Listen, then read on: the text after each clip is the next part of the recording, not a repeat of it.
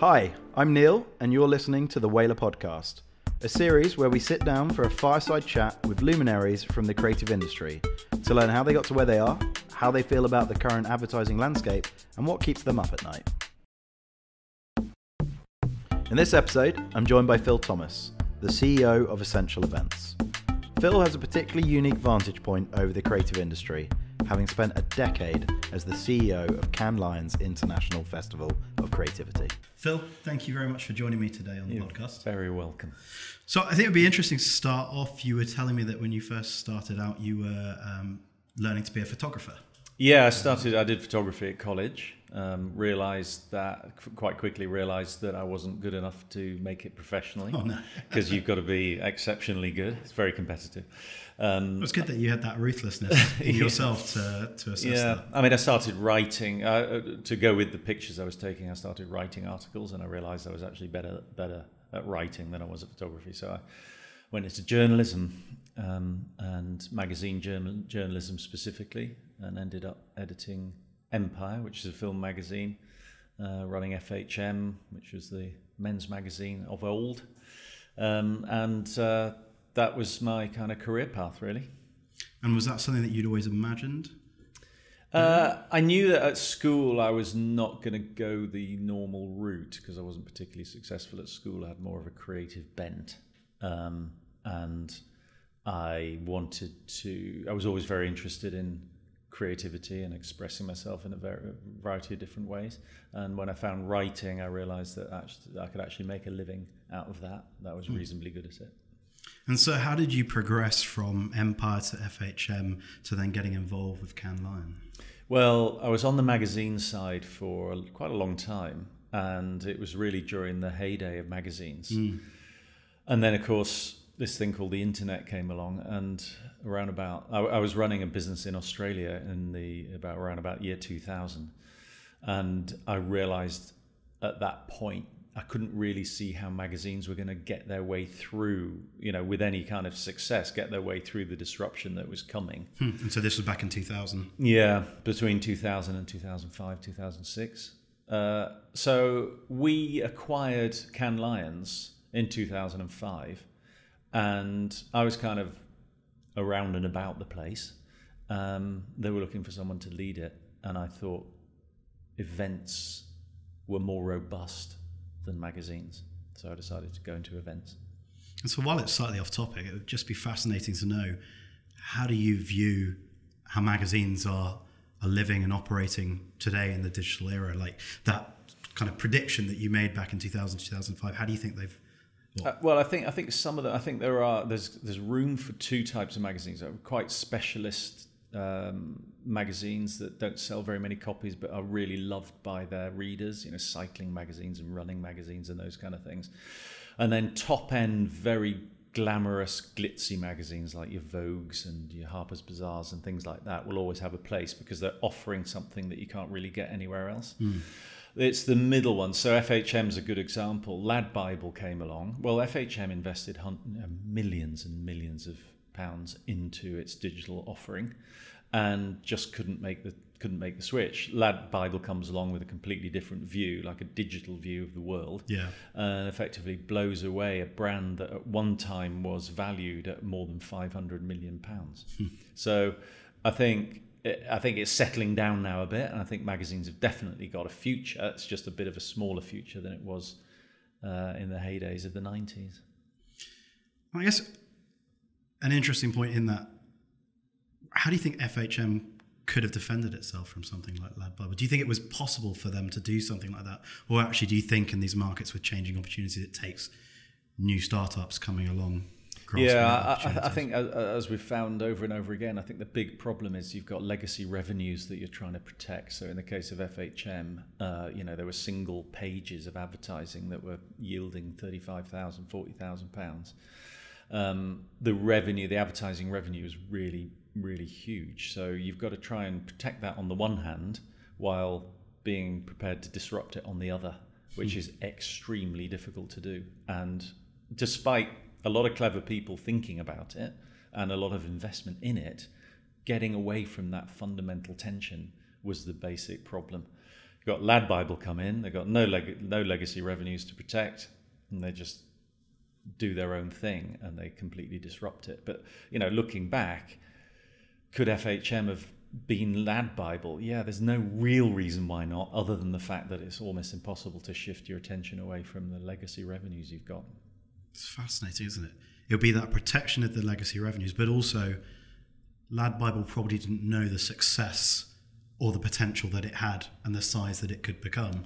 So it took almost having nothing to lose in starting it. That's a very good point, because obviously FHM.com had to be huge, and it had to be successful, and it had to drive big revenues. But it's a very good point you make. Lad Bible, just a couple of guys in their garage, who cares? Let's just see what happens. And it's a completely different mindset. Because if FHM knew what Lad Bible was going to become, then they'd have much less fear about protecting. Yeah. It's the kind of risk reward of new things. I mean, if they'd have known that it was one day going to close, and quite quick. I mean, when I was running FHM, the late 90s, we literally could not print enough copies. And we were selling 1 million copies a month. I mean, it's incredible now. It doesn't even exist anymore. That was amazing to think. So actually, I was thinking it's off topic, but actually, potentially it's not. And it's just seeing these trends within things. Yeah, it's part of all the changes in the media landscape, for sure. So we were chatting before, and you'd said to me that you felt that there'd been more change within the creative landscape in the last year than you'd seen in 10 years. And do you think actually there may be some repetition of what was seen with FHM there? And are you going to see some people trying to protect the revenue rather than grasp new opportunities? Yeah, I think that's a huge question. It's sort of, where do you start, really? But I think the thing that's changing there are two fundamental things that are changing in our industry at the moment. There are more than two, but there are fundamentally two really big things that are happening. The first is a kind of shift in what marketers need to understand about creativity and data. So technology and data melding with creativity, and how you can bring those two things together is a huge challenge, and one that marketers really have to get their heads around. And that's kind of been precipitated or has been linked to lots of different new types of suppliers providing marketers with solutions. So there are lots of examples of that. Companies like yours, content creating companies, and perhaps the most high profile are the other consultancies who are now coming in and really coming at it from a slightly different perspective. Because the modern marketer now, it's not just about comms. I think even 5 years ago, it was largely about what kind of advertising we're going to do, what kind of PR strategy we're going to have, what's our comms strategy, broadly speaking. These days, there needs to be a real understanding of user experience, particularly on the digital side, but also the physical side. So the whole user experience journey, and how companies can help marketers to understand that and improve their user experience. So everything from organizational change to digital transformation, all the way through to comms. It's a very complex landscape, and I think that's reasonably new. One thing I've been toying with, and I'd be interested in your opinion on this. So I think that part of what's driven everything is all these increased channels through which you reach people with, and the fact that, everyone listening to this is probably going to be consuming different content from the person next to them over the course of a day. And so for brands to maybe infiltrate is the wrong word, but for brands to infiltrate into people's attention, you've got to get them in these different devices and at these different moments, consuming these different channels that they're in. And I guess what's changed is that previously you could do, 4 big campaigns a year, spend a long time on them, do big hero advertising, big endorsements, really great stuff.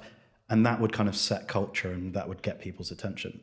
That obviously still happens to a degree today, but now much more is kind of bottom up, and people having to kind of get at people at the moments where it's relevant across all their different channels. And I kind of see that as one of the major challenges that brands have, because to your point about communication strategy, you kind of can't have one overarching strategy that's going to hit all those different channels and all those different moments. Yeah, again, that complexity makes it even more difficult, and because of the dispersion of the channels and the fact that consumer attention is so fleeting, you've not only got the decisions about the channels that you're going to use, you've also got to change your view of what it is you're putting out there. And the other big shift that we've seen in the last few years, we've seen a number of big shifts at Cannes. One of them is the shift towards entertainment, sort of away from pure advertising. We renamed the festival of Creativity. That was about 6 years ago. It used to be called the Advertising Festival. Right. And we did that because we could see that there was a landscape coming, that really advertising was only just one small part of that landscape. And brands now have to understand not only what's the channel I'm going to put this out on, but how is this going to be entertainment? How is this actually going to add to the enjoyment of our customers, and how is it going to really add to their experience? And that then leads on to this big debate at the moment. I was in a meeting the other day, and it was with a consultant, and they were saying there is absolutely no reason why every brand cannot be a publisher, effectively an entertainment company. And I actually don't subscribe to that. And the reason I don't subscribe to that is because if every brand was an entertainment company, there are not enough hours on the planet multiplied by the number of people to consume all that content. So forget about capabilities and whether any brand can stand test against the BBC or Fox or Warner Brothers, these people who really do create great entertainment. So forgetting the capabilities, there just isn't enough time for people to consume it all. So I think it's a red herring for brands to think, well, the future is that I'm effectively going to become an entertainment company. But what they do have to do is make sure that what they're producing is relevant, interesting, and absorbing for the customers. I was at an event as well. I think last week it was a Facebook event with the guy who's the head of entertainment there, who's saying that, for example, Hollywood, over the course of time, I think it was, I remember the time frame, maybe it was like 7 years ago, there were 360 feature films or pieces of content out there. That's now 720 in a year. And that's the point, there's just more. And he said the scary thing is that previously there was maybe 12 with £100 million budget. There's now over 30 with £100 million budget. So, now to get inside the top 10 isn't even just about spending a fortune and amount of money out there to create that. And so that fight for attention, people have just thrown more content out there, which doesn't quite work. Yeah, absolutely. But then to counter that, is it that because we've all got more personalized feeds of content that we have, by there being more choice out there, I can choose more closely what's relevant to me? And while that might mean you're reaching a smaller audience, is it going to have a stronger resonance and impact then on those people? Well, there is a bit of a debate at the moment. So I was at a conference the other day, and they were talking about ad blocking. And depending on who you speak to, ad blocking is like a major problem, or it's just a little diversion we don't have to worry about. And I think that one of the ways to avoid people wanting to block your ads is personalization. I do think there is a future that would involve you actually welcoming those ads into your, I say ads because that's effectively what they are. Yep. It could be entertainment, it could be anything, it could be information, but let's call it ads for the sake of argument.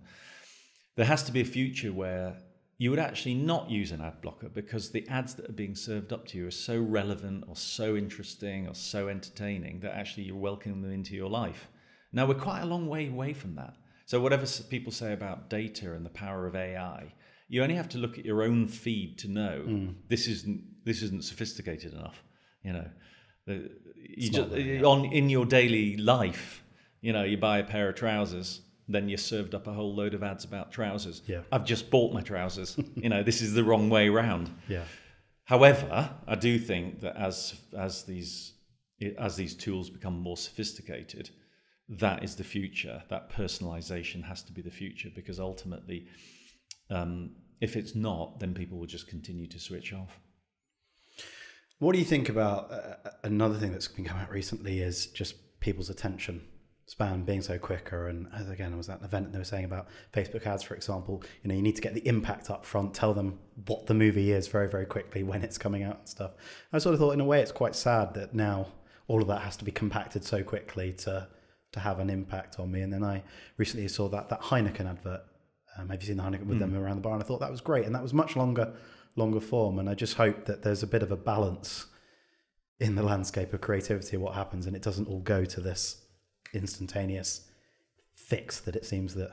Yeah, I'm not sure if that's anything new. You know, people talk about how there's no attention span anymore and all of that, but you know, ads were 30 seconds. 30 seconds isn't very long. But, you know, historically that's what they were, 30-second ads, bang, bang, bang. You know, some of them even shorter.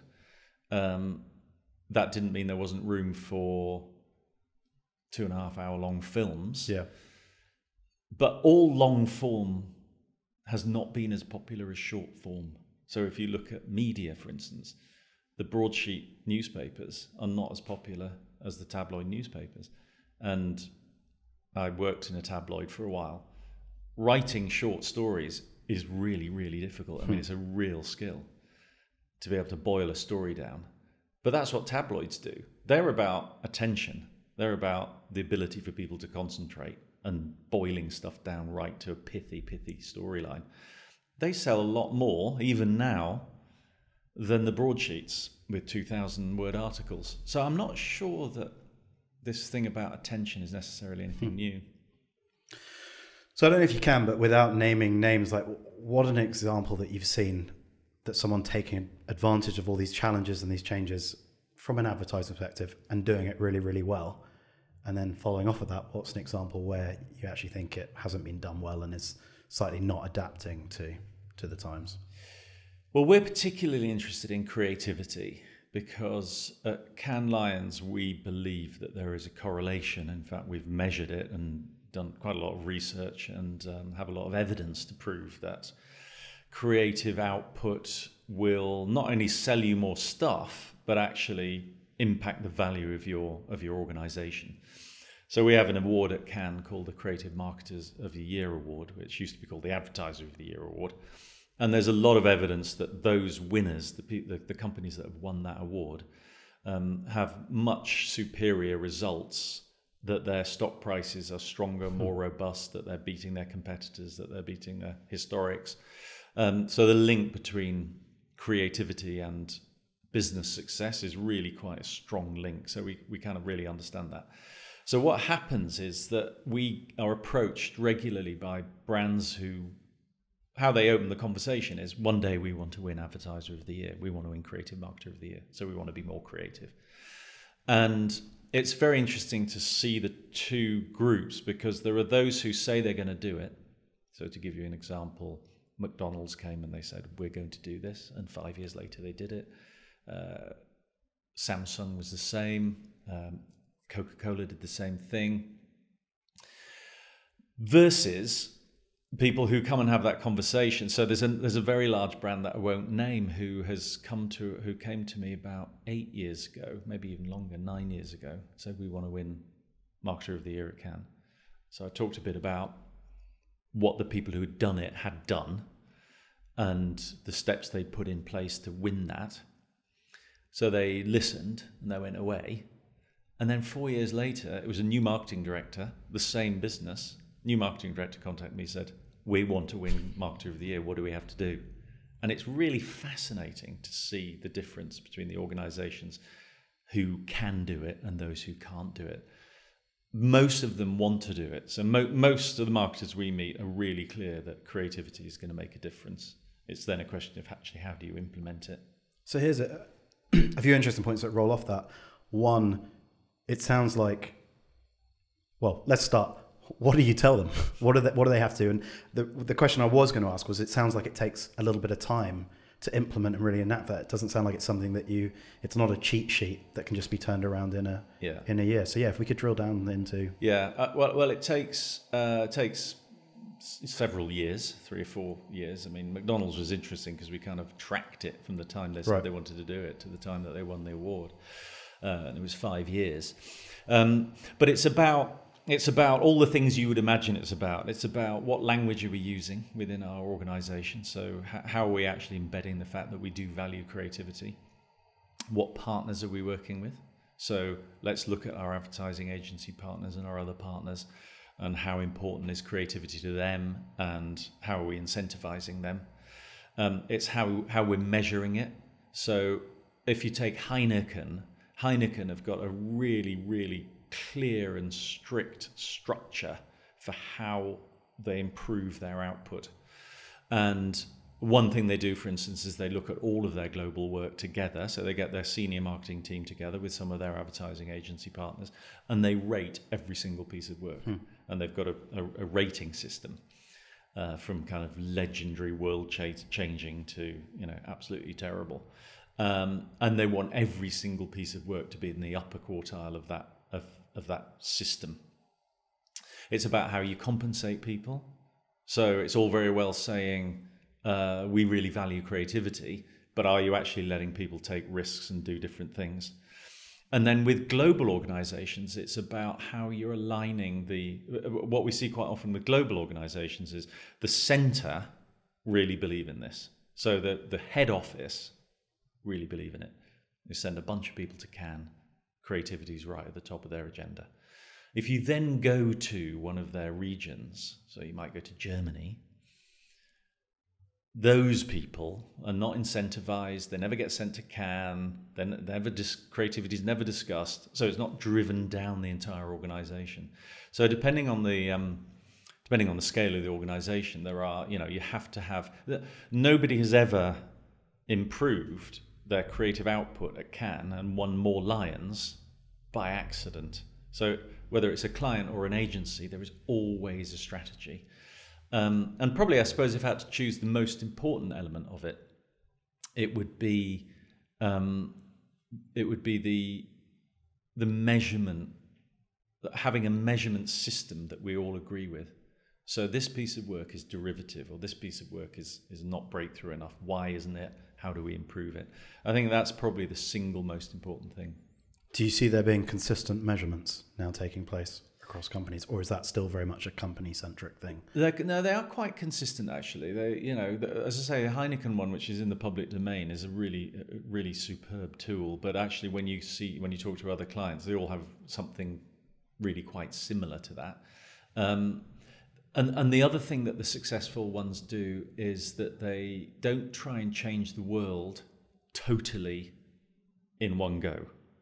So they won't say to all of their offices and all of their marketers all over the world, from Monday morning, we are going to be a creative company. They're much smarter than that. So if you take Unilever, what Unilever do, they've got hundreds of brands, absolutely hundreds of brands. But what they do is they take one or two of the hero brands, in their case, Lynx and Dove, and they expect Lynx and Dove to be the inspiration for the rest of the brands. So what they say to the rest of the brands is, look, this is what's possible. Now, obviously, you might not be able to get the kind of success that they get, but this is what we can do as a business. And every year they expect one or two more of their brands to win a Lion at Cannes. And so they don't say to all 300 brands, unless you win a Lion at Cannes, you're fired. Right. But they focus on a particular geography. So they might say, do you know what, we can do some really interesting experimentation here in Singapore. And the other thing they do, which I could talk about this for a long time, but the other thing that these successful organizations do is they will take a portion of their budget just for experimentation. So they skim off the top and they effectively say, if this doesn't work, we don't care. We're not going to risk our TV spend in North America because that's too scary. Yep. But what we might do is we've got an innovation pot for Singapore or for Bangalore or for Johannesburg, and we're going to try something really interesting that if it works, we can then scale out. So there are a number of different techniques people use. And it sounds like that's been quite consistent in what you've been saying over time. But I guess one question is, has it got harder for them to be creative with the fact that, as you said, you've seen the landscape change more in the year than the last 10 years, for example? Is creativity now harder for them? I don't think it's no, I don't think it is harder, because I think in many ways you've got more tools at your disposal, and you've got more partners that you can work with. You've got more channels to market. You've got more formats that you can use.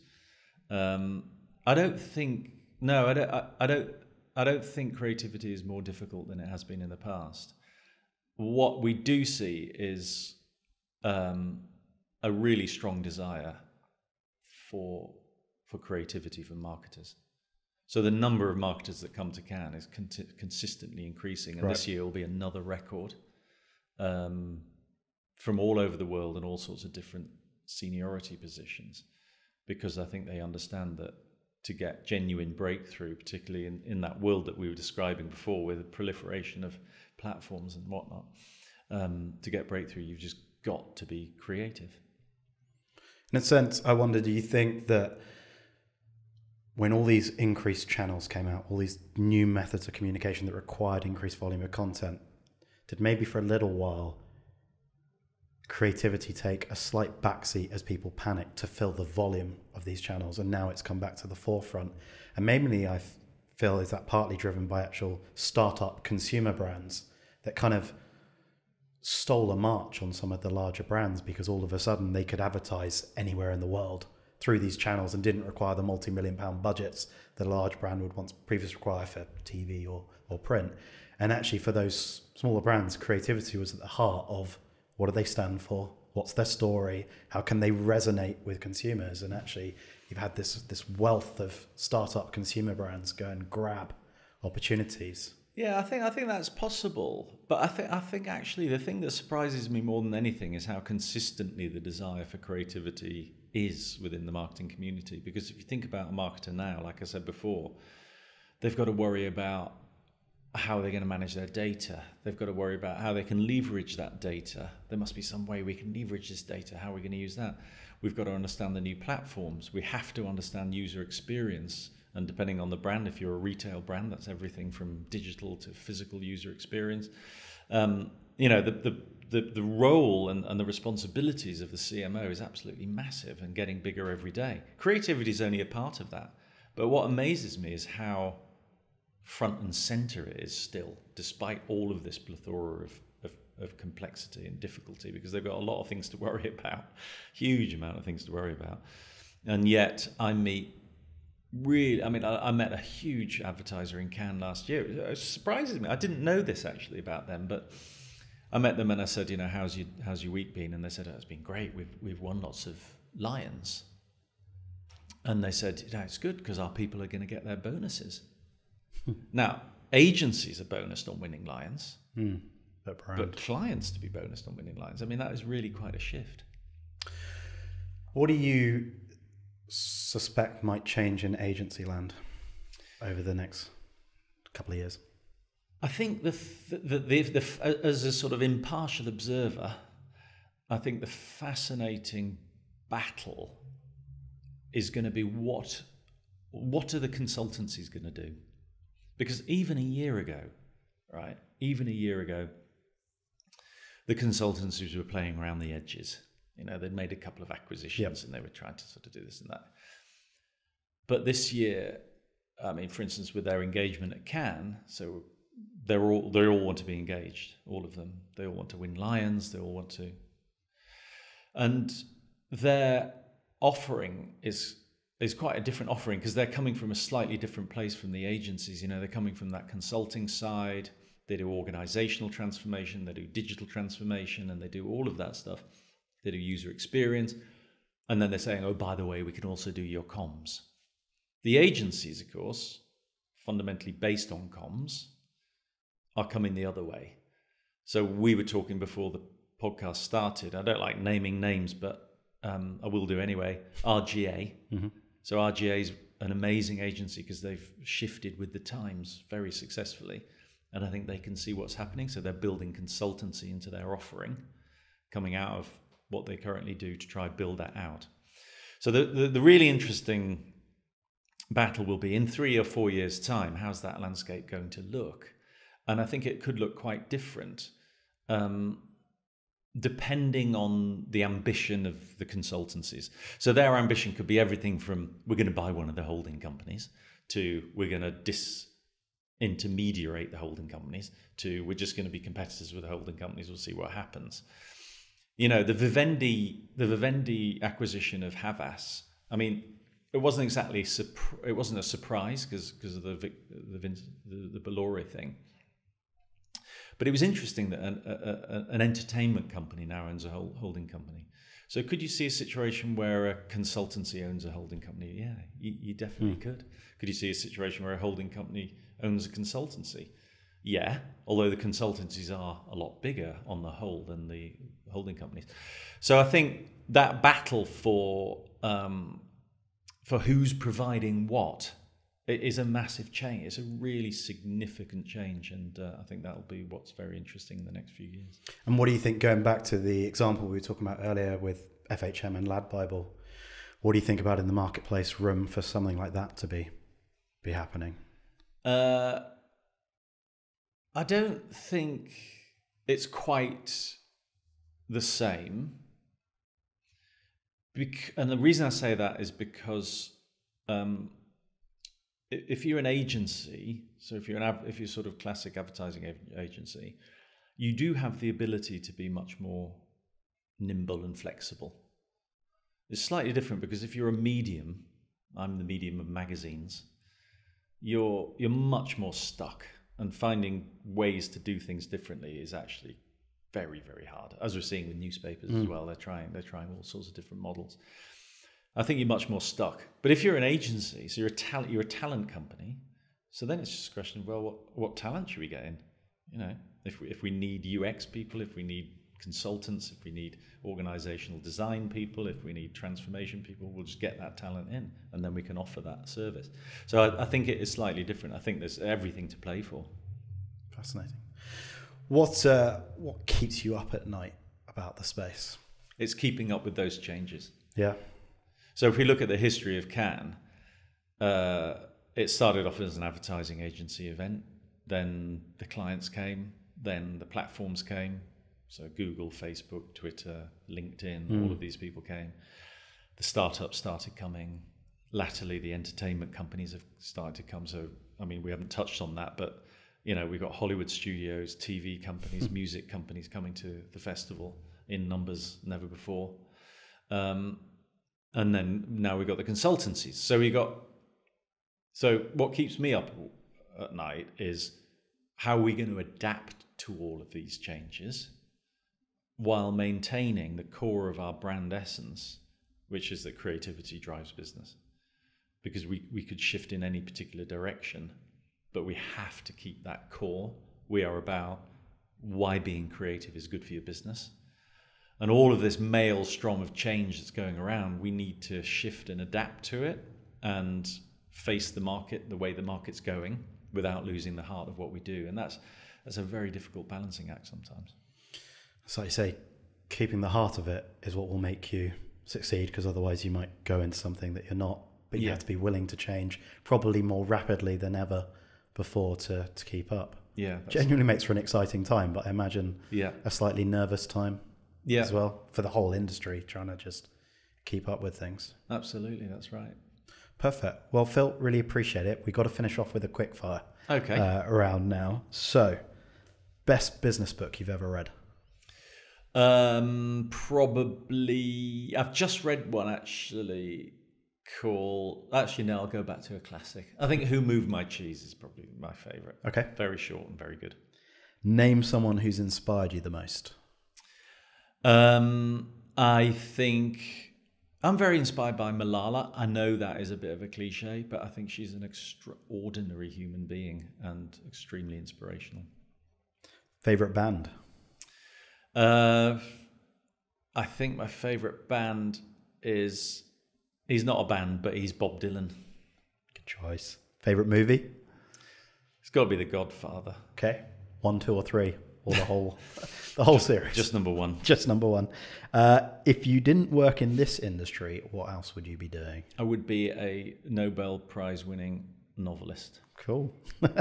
What's a tiny thing that annoys you the most? People walking slowly in London. Right, okay. I might be one of those people. I hate people rushing around too much in London. I don't think I walk slowly, though. If you had a time machine, when and where would you go to? I would actually, at the moment, having just read an amazing piece of writing about my great-grandfather that I managed to find through a cousin, and they were talking about my great-grandfather's life and what it was like. I would go back there to see if it was as unbelievably grim as it seems to have been. Really? Yeah, people dying of cholera and, just incredible. I would go back just to see, was this what it was really like? Wow. Yeah. Writing's always been in the family. Yeah, that's right. Sounds of it. Yeah. And then if you were running for office, what would your campaign slogan be? Live and let live. That's the anti-Trump. Yeah. And then since we're in the whale room, which is an amazing setting to be in given Whalar, beluga, blue, humpback or killer whale? I think blue whales are very special, aren't they?